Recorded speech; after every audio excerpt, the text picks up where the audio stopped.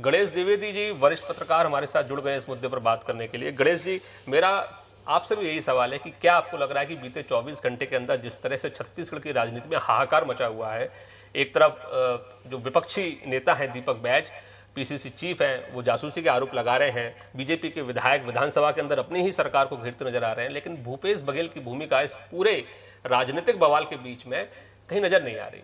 क्या उनको छत्तीसगढ़ की राजनीति से दूर रखने की कोशिश की गई है कांग्रेस पार्टी के अंदर? स्वागत है। बिल्कुल भूपेश बघेल का जो पिछले 5 साल का कार्यकाल रहा, मुझे लगता है मुख्यमंत्री कार्यकाल में जो लगातार शराब घोटाले को लेकर आईडी और ईटी का जिस तरह छापा पड़ा है ना, उसको देखते हुए इतनी ज्यादा बदनामी हो चुकी है मुझे लगता है। और इसके बाद 68 सीट से जीत वो बढ़ गई 71 सीट हुई, फिर उतनी ही बड़ी हार 55 सीट में भाजपा आ गई। तो ये जो हार का कारण कहीं ना कहीं मोटे तौर पे जो मुखिया होता है, कहीं ना कहीं वो हार का ठीकरा उस मुखिया के सिर फूटता है। तो निश्चित तौर पर भूपेश बघेल जी के और इसके अलावा लगातार अलग अलग राज्यों में चुनाव के प्रभारी उनको बनाया गया, तो कांग्रेस किसी भी राज्य में जीत हासिल नहीं कर पाई। मुझे लगता है कहीं ना कहीं इस बात को लेकर असंतोष है। और उसमें से एक बड़ा कारण ये भी है कि जय वीरों की जोड़ी जो थी, टीएस बाबा और भूपेश बघेल के पूर्व मुख्यमंत्री, इन दोनों ने मिलकर लगातार संघर्ष किया, तब जाकर 2018 के चुनाव में एक बड़ा परिणाम पार्टी लेकर आई थी। और उसके बाद लगातार ये बात चर्चा में रही कि 2.5 साल का दोनों का कार्यकाल होगा, लेकिन पूरे 5 साल गुजर गए।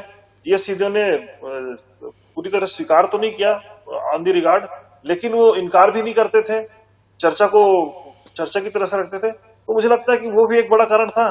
और अभी जो है मुझे लगता है उसके बाद जब दीपक बैच को बनाया गया, अभी फिलहाल दीपक बैच के भी नेतृत्व में लगातार हार ही सामने आ रही कांग्रेस को, इसलिए तो नेतृत्व परिवर्तन की बात भी लगातार तेजी से है फैल रही है। तो कौन है सक्षम नेता, कौन? अब बात यह आ रही है कि सक्षम नेता कौन? तो निश्चित तौर पर भूपेश बघेल को फ्रंट पे ला नहीं सकते, क्योंकि उनके नेतृत्व में ऑलरेडी काफी बदनामी चल रही है, जांच बैठ चुकी है लगातार। तो सेकंड नंबर में टीएस बाबा का नाम आ रहा है सामने। और स्वाभाविक रूप से मतलब कांग्रेसियों के बीच में ये चर्चा का विषय है कि टीएस बाबा के नेतृत्व में वापस अपनी इमेज जो है कांग्रेस बिल्ड कर सकती है। तो मुझे लगता है यही एक वजह है कि, और लेकिन टीएस बाबा और भूपेश के बीच जो पिछले 5 साल में खटास आई है, ये एक बड़ा कारण है कि मुझे नहीं लगता टीएस बाबा उनका इंटरफेरेंस बर्दाश्त करेंगे, अभी बर्दाश्त करने की स्थिति में है या मूड में है।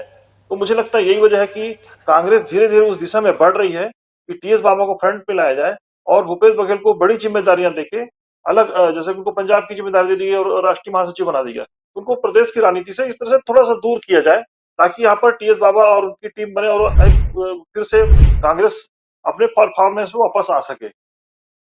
जी।